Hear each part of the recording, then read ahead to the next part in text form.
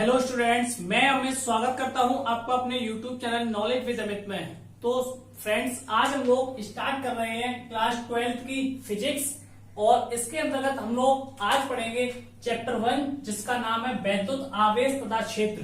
तो आज हम लोग स्टार्ट कर रहे हैं फिजिक्स का चैप्टर नंबर 1 और ये जो वीडियो हमारी पहला ये लेक्चर रहेगा क्लास 12 के लिए।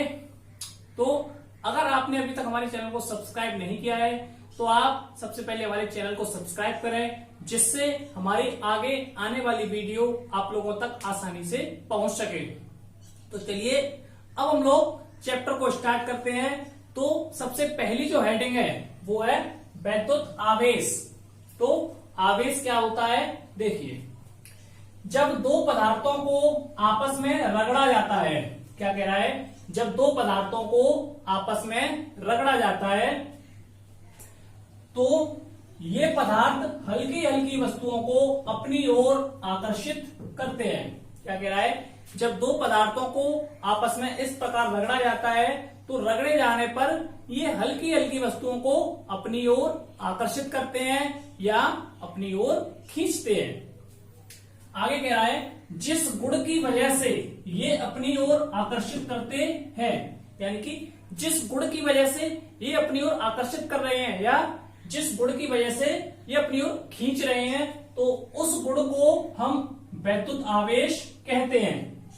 ठीक है, यानी कि आप लोगों ने देखा होगा कि जो कागज के जो छोटे छोटे टुकड़े होते हैं, तो ये आप लोगों ने इस प्रकार से करके देखा होगा कि ये जो खींचते हैं अपनी ओर, ठीक है, ये कागज का टुकड़ा देखिए इस पे लग गया, ठीक है ना। तो जब दो पदार्थों को आपस में रगड़ा जाए और आपस में रगड़े जाने पर क्या होता है, ये पदार्थ हल्की हल्की वस्तुओं को अपनी ओर आकर्षित करते हैं। तो ये जो आकर्षित कर रहे हैं, तो इनके बीच ये जो गुण लग रहा है या इनके बीच जो ये बल लग रहा है, तो उसको हम कहते हैं वैद्युत आवेश। ठीक है, और ये जो आवेश जो है, देखिए, जैसे ये कांच हो गया, कांच की क्या हो गई है, कांच की छड़ हो गई, कांच की छड़, और ये एक रेशम का टुकड़ा हो गया। ठीक है, तो हम लोगों ने क्या किया, ये कांच की छड़ और ये रेशम, तो कांच को जब रेशम से क्या किया, जब इसको टच किया तो टच करने पर ये क्या होगा, इसकी ओर आकर्षित होगा। ठीक है, ये एक दूसरे को क्या करेंगे, अपनी ओर आकर्षित करेंगे। तो जिस गुण की वजह से, क्या कह रहा है, जिस गुण की वजह से ये अपनी ओर आकर्षित करता है, ध्यान से समझिए, जिस गुण की वजह से ये अपनी ओर आकर्षित कर रहा है, तो उस गुण को हम वैद्युत आवेश कहते हैं। ठीक है ना।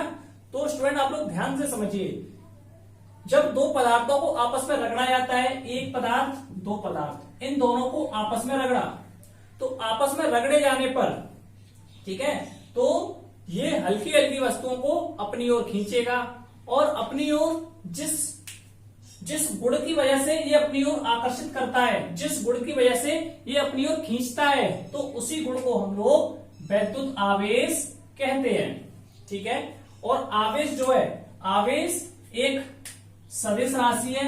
आवेश क्वेश्चन में पूछा जाता है बहुविकल्पी में कि आवेश किस प्रकार की राशि है, तो हमारा आंसर होगा आवेश एक सदिश राशि है।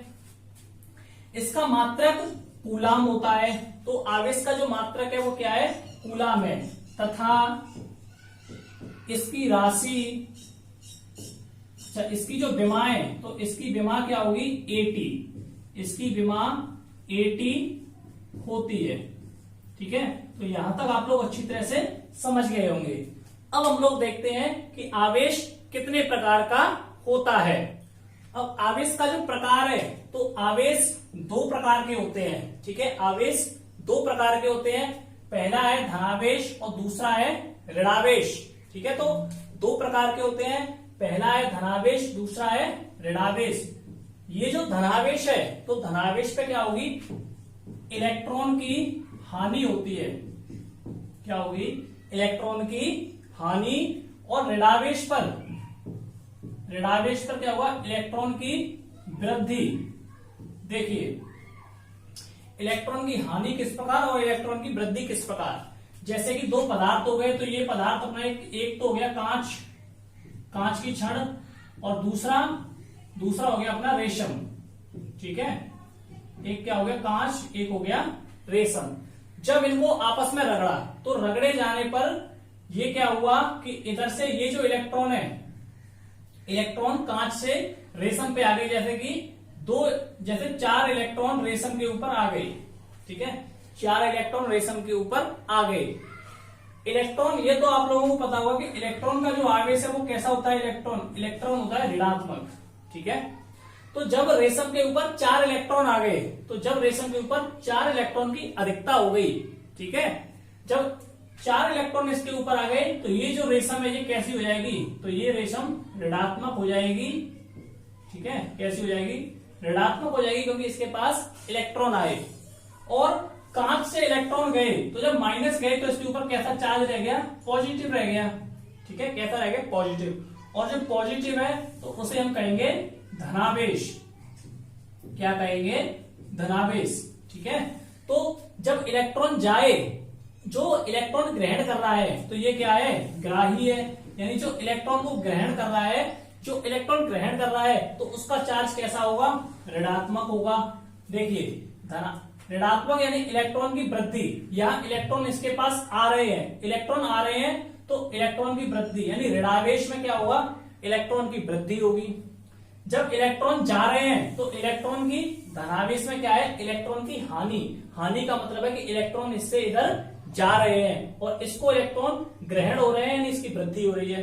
तो आवेश 2 प्रकार का होता है, पहला धनावेश और दूसरा ऋणावेश। ठीक है, तो इलेक्ट्रॉन अगर किसी को मिलते हैं, इलेक्ट्रॉन अगर कोई ग्रहण कर रहा है तो वो ऋणावेश कहलाएगा, और जिससे इलेक्ट्रॉन जाते हैं यानी कि जिसके ऊपर इलेक्ट्रॉन की कमी हो रही है तो वो हमारा धनावेश कहलाएगा।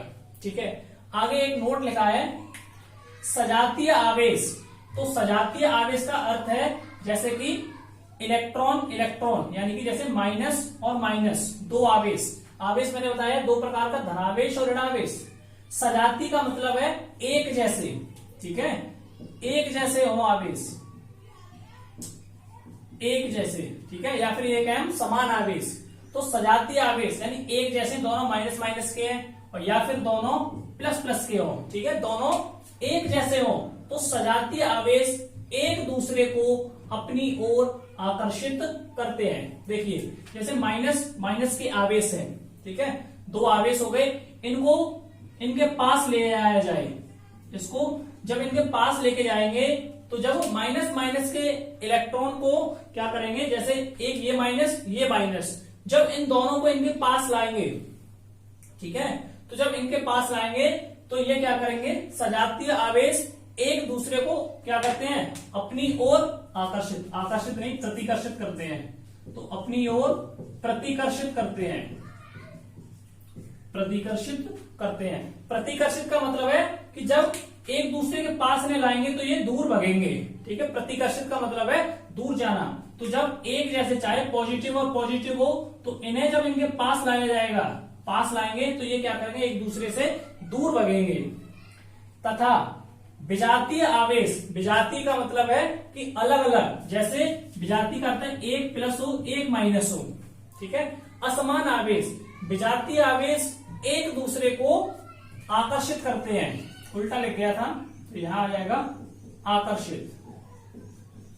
देखिए अगर प्लस माइनस हो या माइनस प्लस हो, ठीक है, विजातीय आवेश एक दूसरे को, विजातीय का मतलब है अलग अलग, असमान आवेश, एक प्लस एक माइनस, एक माइनस एक प्लस, अगर इस प्रकार के आवेश हैं, इनको इनके पास ले जाया जाए, इनको इनके पास ले जाया जाए तो ये एक दूसरे को आकर्षित करते हैं, यानी एक दूसरे को ये अपनी ओर खींचेंगे। ठीक है, तो यहां से आप लोग इतना समझ गए होंगे। आवेश के जो प्रकार है 2 प्रकार का होता है, धनावेश ऋणावेश। धनावेश जब होगा जब इलेक्ट्रॉन की हानि होगी, यानी जब हम किसी दूसरे को इलेक्ट्रॉन देंगे तो वहां हम लोग कहेंगे क्या, धनावेश। ऋणावेश जहां इलेक्ट्रॉन की वृद्धि हो, यानी जब इसको इलेक्ट्रॉन, इससे क्या है, इलेक्ट्रॉन की वृद्धि हो रही है, ठीक है, तो वो हमारा कहलाएगा ऋणावेश।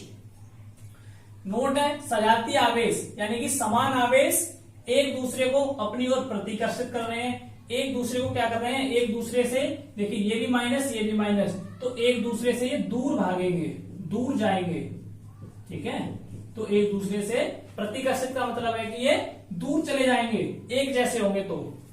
जबकि विजातीय आवेश यानी कि समान, विजातीय मतलब अलग अलग, प्लस माइनस माइनस प्लस, एक दूसरे को अपनी ओर खींचेंगे। ठीक है, अपनी ओर खींचेंगे। तो इतना आप लोगों की समझ में आ गया होगा। अगर आप लोग क्लास 12th में हो और अभी तक आप लोगों ने आप लोग अगर नोट्स पाना चाहते हो तो आप लोग हमारे व्हाट्सएप ग्रुप से जुड़िए। व्हाट्सएप ग्रुप का लिंक जो है मैंने डिस्क्रिप्शन में दे दिया है, तो वहां से आप लोग हमारे व्हाट्सएप ग्रुप से भी जुड़ सकते हैं। ठीक है, अब हम देखते हैं नेक्स्ट आवेश के जो मात्रक हैं। तो आवेश के मात्रक नेक्स्ट हेडिंग डालिए। अब हम लोग देखते हैं आवेश के जो मात्रक हैं। तो आवेश का एसआई पद्धति में यानी कि एसआई सिस्टम में जो मात्रक है, तो जैसे धारा बराबर फॉर्मूला जो होता है आवेश का, जैसे धारा बराबर फॉर्मूला है यानी कि आई बराबर क्यू अपॉन टी। ठीक है, धारा का जो मात्रक है आवेश बट्टे समय, तो ये चीज हम लोग धारा वाले चैप्टर में पढ़ाएंगे। तो आवेश का जो फॉर्मूला होता है वो होता है आवेश बराबर धारा इंटू समय। अगर हमें आवेश निकालना है तो धारा इंटू समय करके निकालेंगे। तो धारा का जो मात्रक है वो होता है एम्पियर, समय का जो मात्रक होता है वो है सेकंड। तो आवेश का जो मात्रक निकला वो क्या निकला, तो आवेश का मात्रक आया एम्पियर इंटू सेकेंड। ठीक है, क्योंकि आवेश का फॉर्मूला है धारा गुणा समय, तो धारा का जो मात्रक है वो होगा एम्पियर, समय का मात्रक होगा सेकेंड। तो इस प्रकार से आवेश का जो मात्रक निकला वो क्या आया, एम्पियर इंटू सेकेंड। या फिर इसके अलावा एक मात्रक और है, उसे हम कहते हैं कूलाम। क्या कहते हैं, कूलाम कहते हैं। और इसे सी से प्रदर्शित करते हैं। ठीक है, इसे सी से प्रदर्शित करते हैं। तो एसआई सिस्टम में जो आवेश का जो मात्रक है एम्पियर इंटू सेकेंड या कूलाम। अब उसके अलावा सीजीएस पद्धति में जो मात्रक है, ठीक है, मात्रकों के बारे में आप लोगों ने देखा होगा एसआई, सीजीएस, एमकेएस और एफपीएस। तो सीजीएस पद्धति में जो इसका मात्रक है वो होता है स्टेट कूलाम। क्या होता है, स्टेट कूलाम। ठीक है, एससी स्टेट कूलाम। और एक कूलाम में, यानी ये जो एक कूलाम है, तो एक कूलाम में 3 इंटू 10 की पावर 9 स्टेट कूलाम होते हैं। ठीक है, एक कूलाम बराबर कितना होता है, तो एक कूलाम बराबर 3 इंटू 10 की पावर 9 स्टेट कूलाम होते हैं। आगे और भी मात्रक देखे जाए तो एक मिली कूलाम बराबर, जैसे कि एक कूलाम में 3 इंटू 10 की पावर 9 स्टेट कूलाम है, उसी प्रकार से एक मिली कूलाम में जो है, एक मिली कूलाम में 10 की पावर माइनस के 3 कूलाम होते हैं। ये वाले मैंने आप लोगों को इसलिए लिखवाए हैं कि जो न्यूमेरिकल जो होते हैं, न्यूमेरिकल में इनकी वैल्यू या न्यूमेरिकल इन्हीं के ऊपर होंगे। तो दे दिया होगा कि एक मिली कूलाम इतना, तो आप लोगों की जब समझ में नहीं आएगा कि ये वैल्यू कहां से आई, किस प्रकार आई, तो इसलिए मैंने ये चीजें आप लोगों को लिखवा दी है। तो एक मिली कूलाम बराबर होगा 10 की पावर माइनस के 3 कूलाम। एक माइक्रो कूलाम, तो एक माइक्रो कूलाम बराबर 10 की पावर माइनस के 6 कूलाम। नैनो कूलाम बराबर तो 10 की पावर माइनस के 9। पीको कूलाम बराबर 10 की पावर माइनस के 12। यहां एक चीज याद रखनी है कि पहले मिली, फिर माइक्रो, फिर नैनो और फिर पीको। तो यहाँ पावर देखिए 3, 6, 9, 12। तो यहां तो कोई दिक्कत नहीं होगी, सिर्फ आपको यहां दिक्कत करनी कि पहले मिली, फिर माइक्रो, फिर नैनो और फिर पीको। तो इस प्रकार से मात्रक जो है अपने फिनिश्ड होते हैं।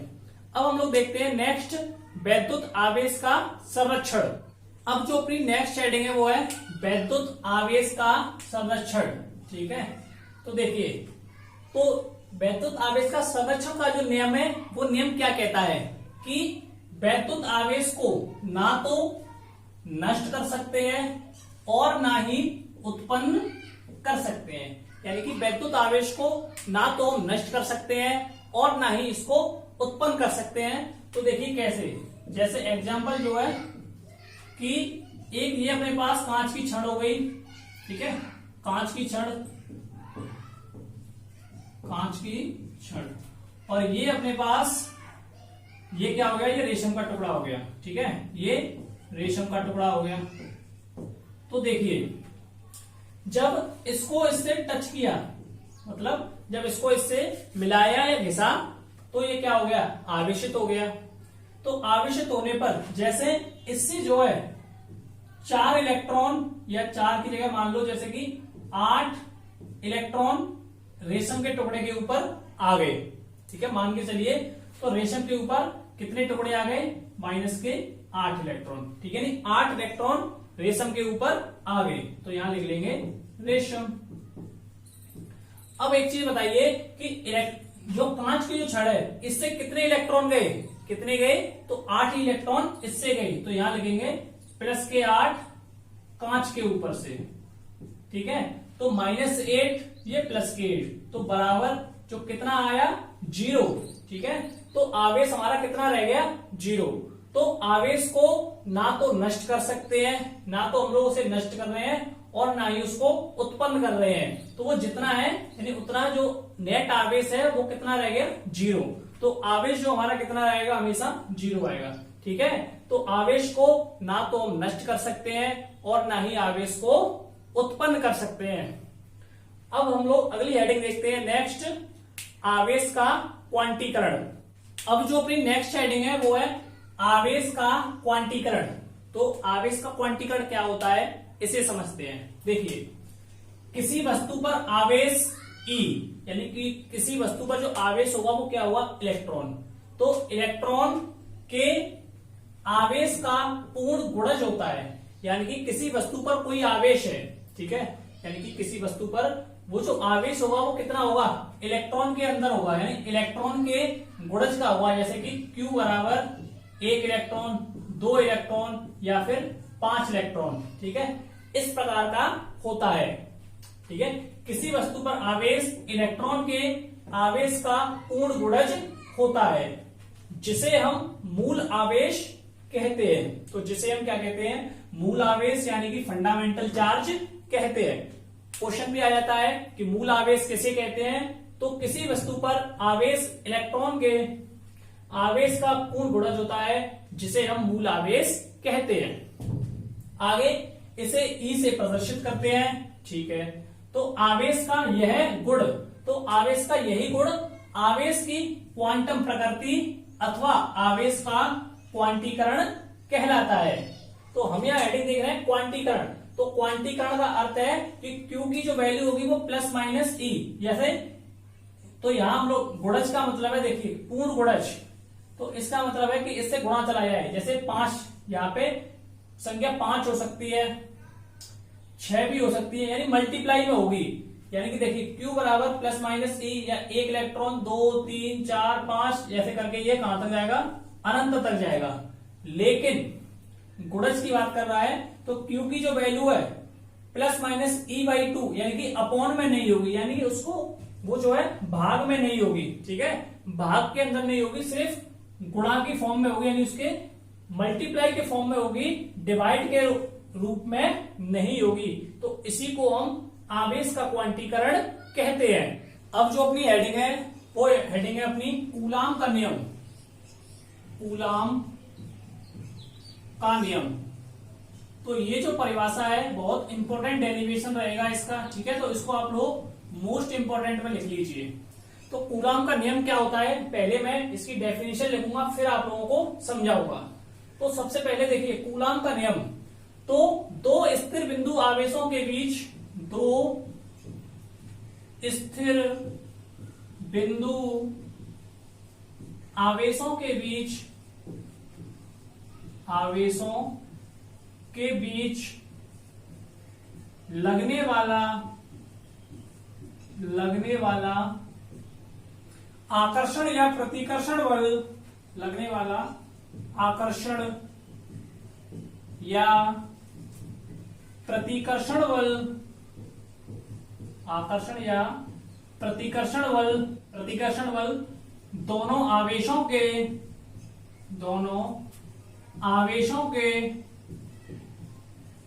गुणनफल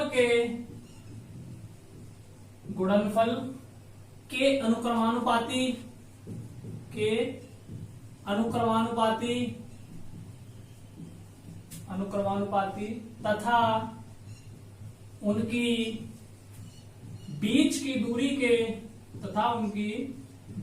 दूरी के वर्ग के व्युत्क्रमानुपाती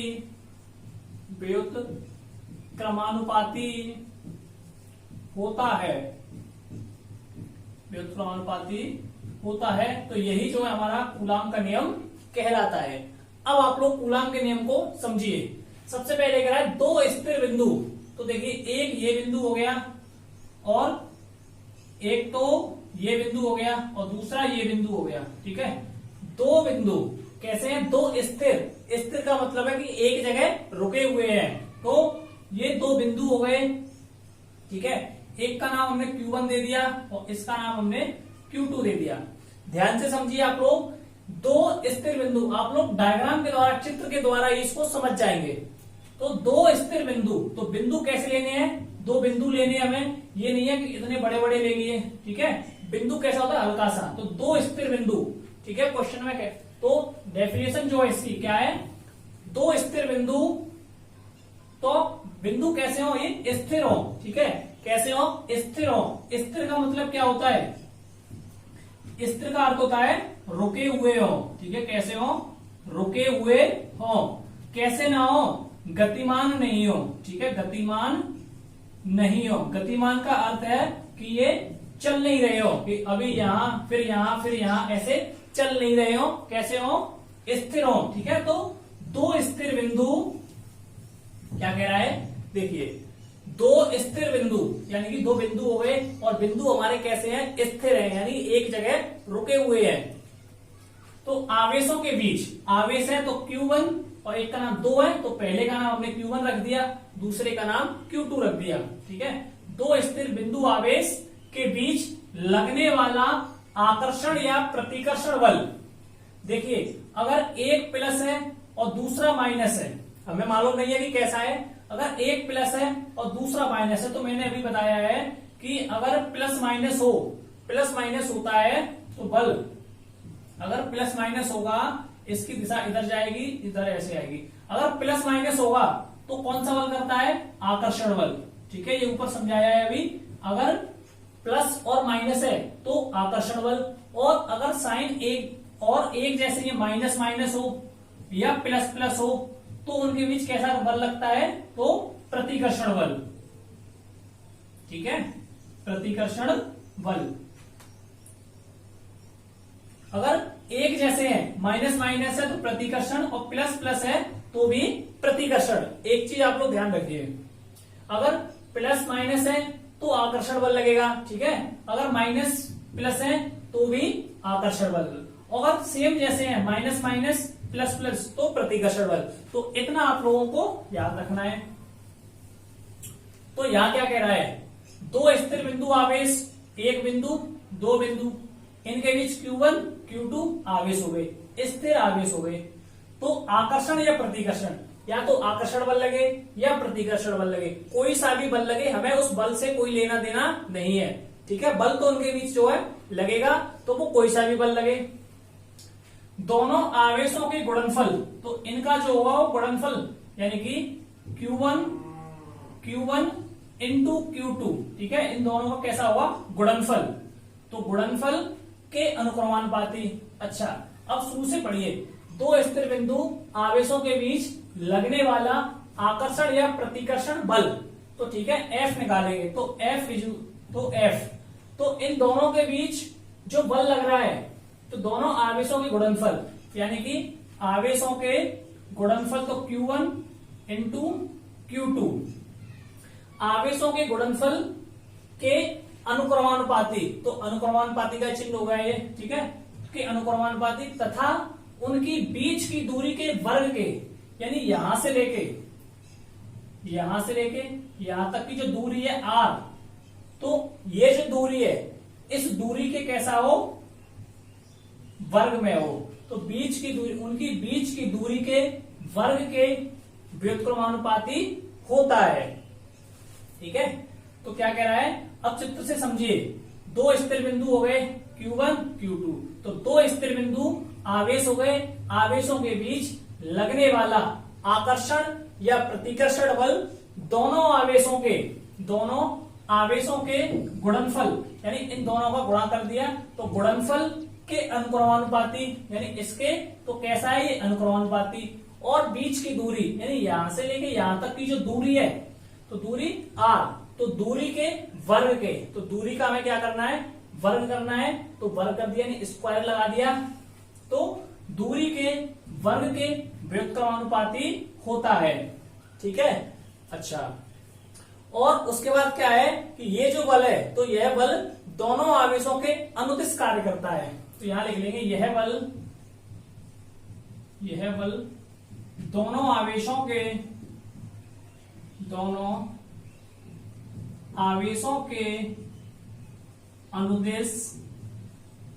अनुदिश कार्य करता है। तो इसका अर्थ यह है कि ये जो बल कार्य करेगा ये दोनों आवेशों की अनुदिश, मतलब जो जिधर दोनों आवेशों की दिशा होगी उधर ही ये बल कार्य करता है। ठीक है, चलिए, तो F समानुपाती दे रखा है इधर, F समानुपाती Q1 Q2 upon R square. अब हम लोग क्या करेंगे कि इस चिन्ह को हटाएंगे। ठीक है, F समानुपाती चिन्ह को हटाएंगे और इसकी जगह हमें एक कांस्टेंट वैल्यू मिल जाएगी और वहां मिलेगा F बराबर K।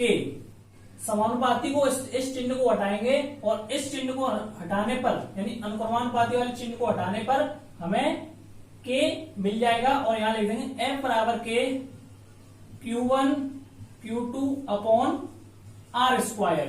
ठीक है, तो यहां हम लोगों ने क्या लिख दिया F बराबर K Q1 Q2 upon R square, और यहां K बराबर एक नियतांक है,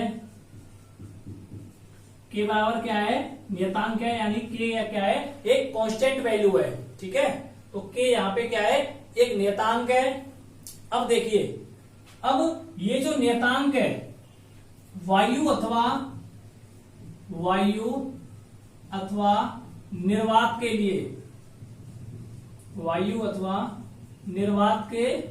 लिए, यानी अगर K की जगह कैसा हो, K अगर हमारा वायु में हो अथवा निर्वात में हो, ठीक है वैक्यूम, तो K की जो वैल्यू है अगर वायु में और या फिर निर्वात में, या तो वायु हो निर्वात या जहां वायु नहीं हो वैक्यूम।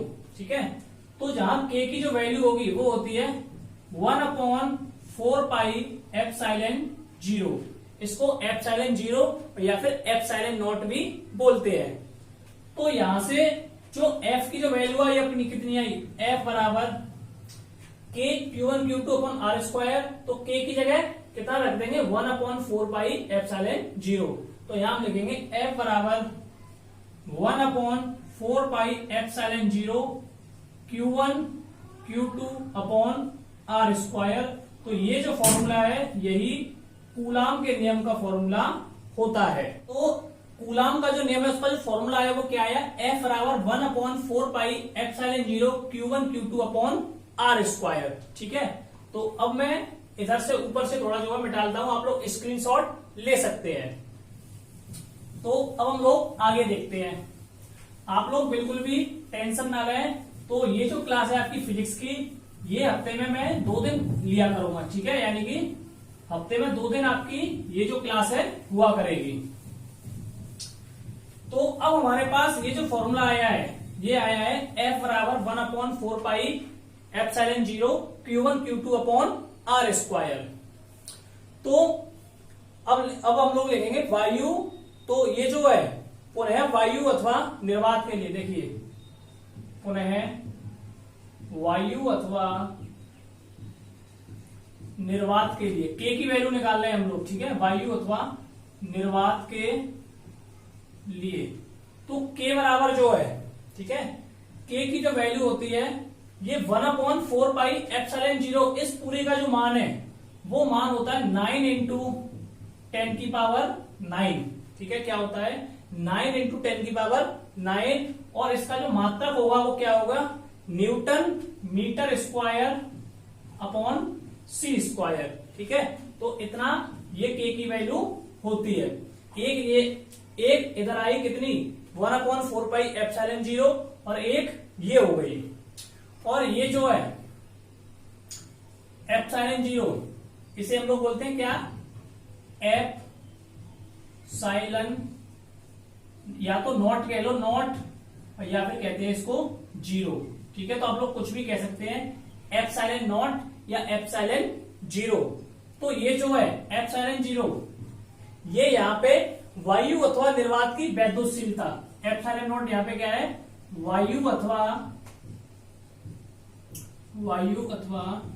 निर्वात की वैद्युतशीलता। ठीक है, तो एप्सिलॉन नॉट यहाँ पे क्या है, वायु अथवा निर्वात की क्या है, वैद्युतशीलता है।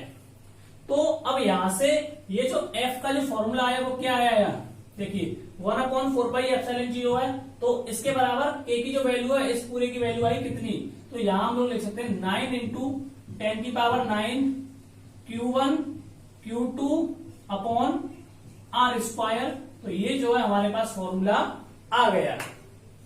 ठीक है, तो अब हम लोग बात करते हैं कि यदि आवेश किसी परावैद्युतांक माध्यम में स्थित हो, अब तक जो आवेश था वो कहां था, वायु अथवा निर्वात में था।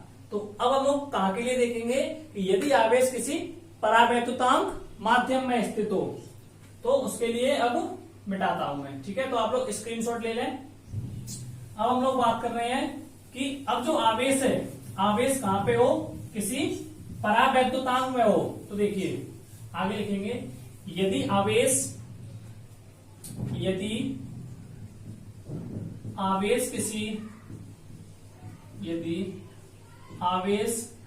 किसी परावैद्युत माध्यम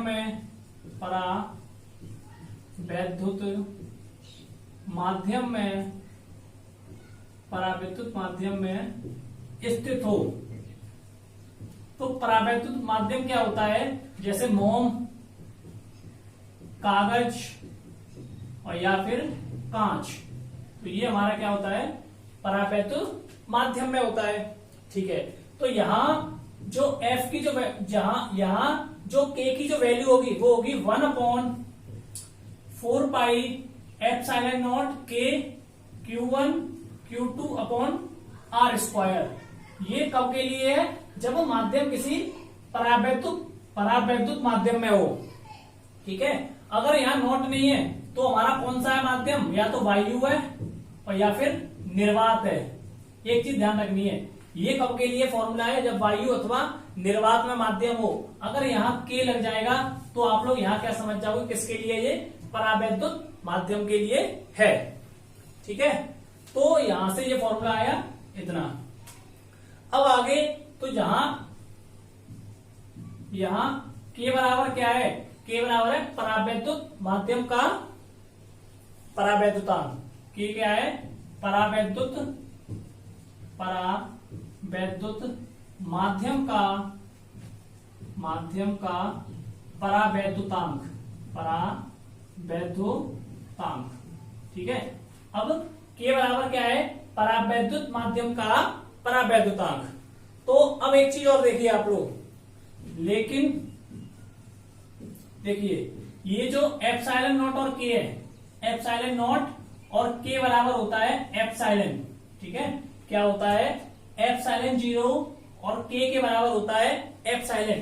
तो यहां से हमें जो फॉर्मूला मिलेगा वो मिल जाएगा F बराबर 1/4π, इस पूरे के बराबर क्या हो गया, एप्सिलॉन। तो यहां लिखते हैं 1/4πε Q1 Q2 अपॉन R²। तो ये हमारे पास फॉर्मूला आ जाएगा। ये किसके लिए है, जब हमारा माध्यम कैसा हो, परावैद्युत माध्यम हो। ठीक है, और वायु अथवा निर्वात के लिए आगे देखिए, वायु अथवा निर्वात के लिए K बराबर कितना होता है, 1। यानी अगर माध्यम वायु में है या निर्वात में है तो K की जो वैल्यू होगी वो कितनी होगी, 1 होगी, जब वायु अथवा निर्वात के लिए हो। लेकिन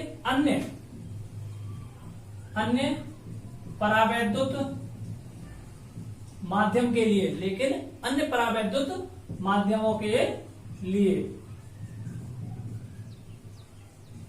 देखिए अब एक चीज समझिए, अगर वायु में है या निर्वात में है तो के की वैल्यू 1 है, लेकिन कोई दूसरा माध्यम है, चाहे तो ये हो चाहे कोई सा भी माध्यम हो, तो वहां के की जो वैल्यू है, के की वैल्यू कैसी है, हमेशा 1 से कैसी होगी, ज्यादा होगी। ठीक है, अगर कोई दूसरा माध्यम है तो वहां के की वैल्यू 1 से हमेशा कैसी होगी, 1 से हमेशा ज्यादा होगी। तो ठीक है, तो यही अपना कूलाम का जो नियम है वो फिनिश होता है। ठीक है, कूलाम का जो नियम है वो अपना खत्म होता है। अब हम लोग तो इसका जो फिजिक्स की जो कुमार मित्तल की जो बुक है उसका पहला न्यूमेरिकल करते हैं। ठीक है, तो यही अपना जो कूलाम का जो नियम है मोस्ट इंपोर्टेंट नियम है। मैं समझता हूं कि आप लोग समझ गए होंगे। अगर आप लोगों को कुछ डाउट है या कुछ परेशानी है तो आप हमारे व्हाट्सएप नंबर पे संपर्क कर सकते हैं, या फिर अपने कमेंट द्वारा हमें बता सकते हैं कि ये परेशानी है हमें। ठीक है, अब हम लोग देखते हैं एक न्यूमेरिकल करते हैं। न्यूमेरिकल है, पहला है कि एक कूलाम आवेश